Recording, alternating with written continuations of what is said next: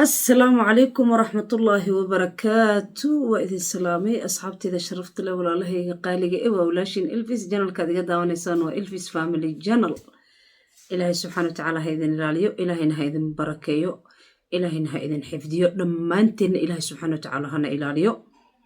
وإذا دم حالة مفيعنو إلهي ونحفظي أونا إلالي أذا الرحمن إيه وإله حاسدين تأي الظالمين تأي الشياطين تأي الملحدين تأي إله نقب ربي ورحمانه dhammaantood meel kastoo ay ku sugayeen ilaahu naga qaba adaan raxmaan insha allahu tacaala waayadan waxaad moodaa subxaan allah xasidka inuu aad u fara badan yahay ayaad moodaa ilaahayga raxmaanka hanaga qabto biidni illaahi kariim war dadaalo war qur-aanka lagu dadaalo war adkaarta ha lagu dadaalo weysada ha lagu dadaalo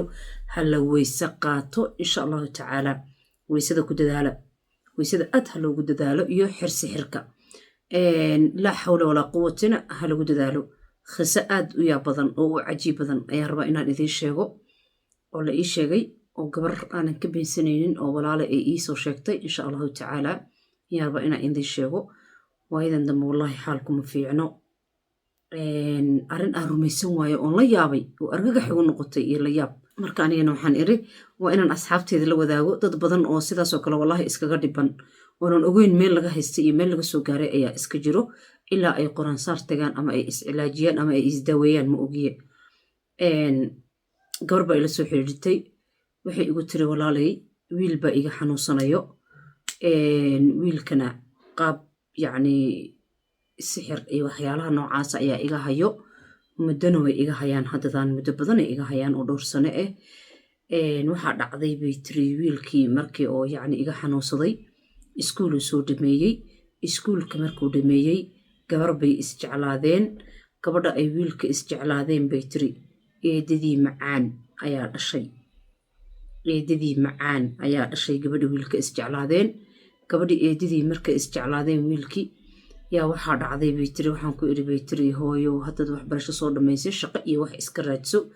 bal hanoo dambeeyo guurka maya ilaa gabadhaas hala ii doono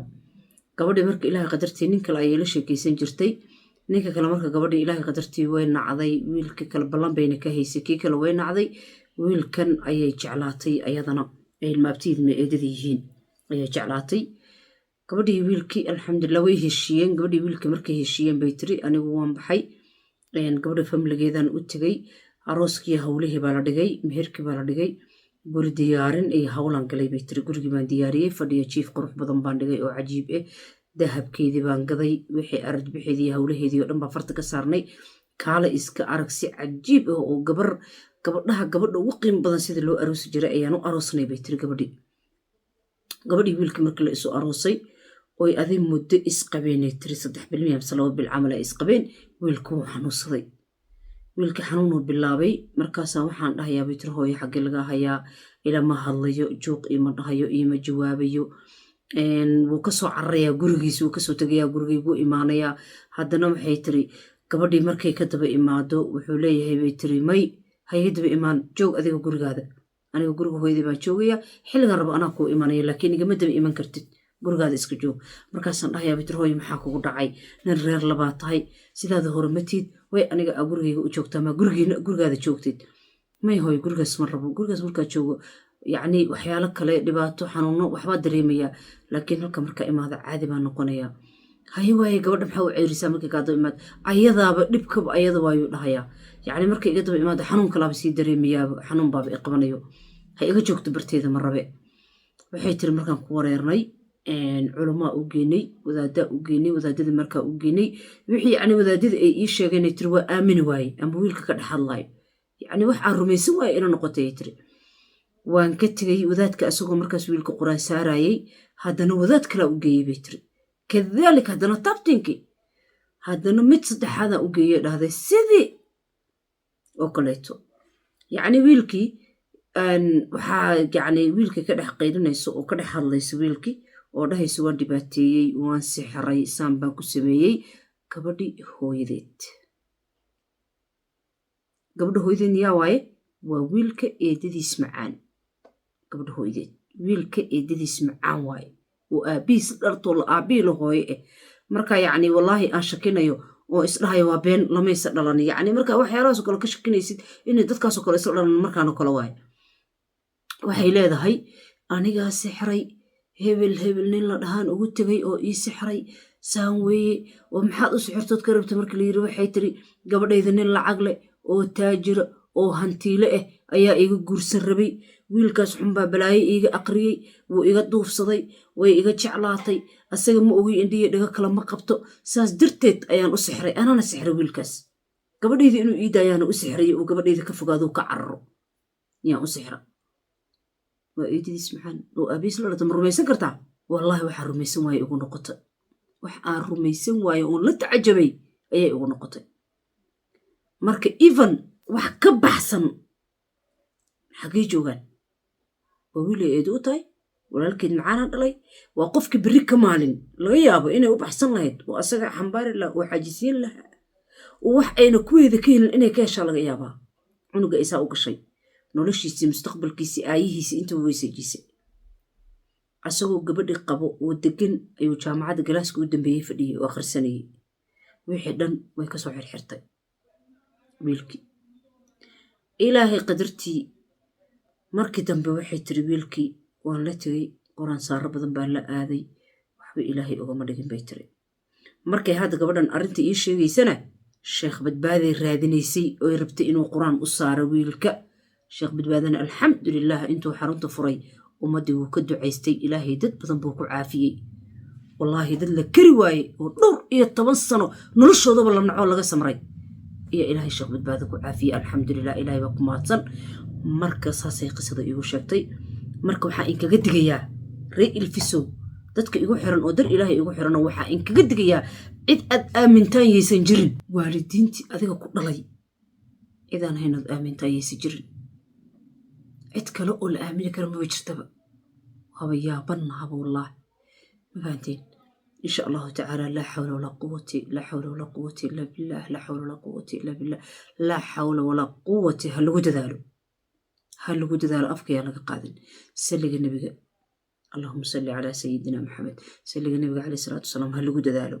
asagana ha lagu digri 24 saac afkaa ka qaadin xuska ilaahay afkaa ka qaadin gurigaada subixi suuratu baqara ka shido biidni illaahi kariim fahanteen wixii talooyin iyo in lagala taliyo howlahaas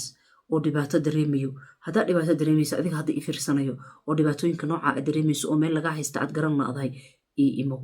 ama sheekh badbaado uma ama aniga ii imow wilbis ii imow talaa ku siin doonaa insha allahu tacaala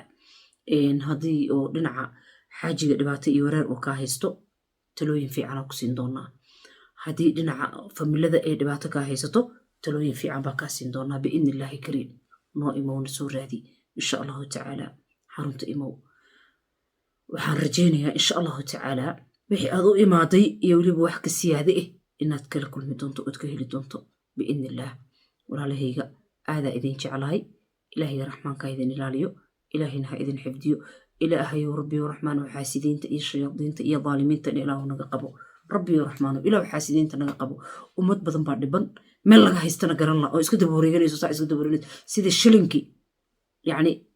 shilinka xabashida oo helikobtarka ay raadinaysay saas dad baa isaga daba wareeganayo meel laga haysto iyo meel laga soo gaaray iyo meel yacni dhibaato ka haysata midna aanan garanaynin oo dhibaatoonaya habeenii maalinba dad waxaa arkaysaa maalid waxaa la yaaba suuqa dhexdiisa gabar waxay leedahay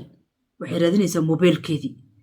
meelay alaab ka gadanaysay inay moobeelka alaabta uga dhexdhacay moodaysaa gacantayna ku haysataa moobeelkii wayna xulaysaa gacantayna ku wadataa wayna raadinaysaa halkan baan dhigay intuu yaalay halkan baan uga tegay meeshan baan saara dharkan buu dhex gala caradiyaa saa loo walaaqaya la dabagedinayaa ma fahmaysaa gacantayna ku haysataa rasi gacanta ugu haysataa insha allahu tacaala ree ilfis dee hana la iskala kiciyo waa idiin sheegay maartaa anuu ii furan yahay waa kee waa nacfi face cream anuu ii furan yahay maasha allah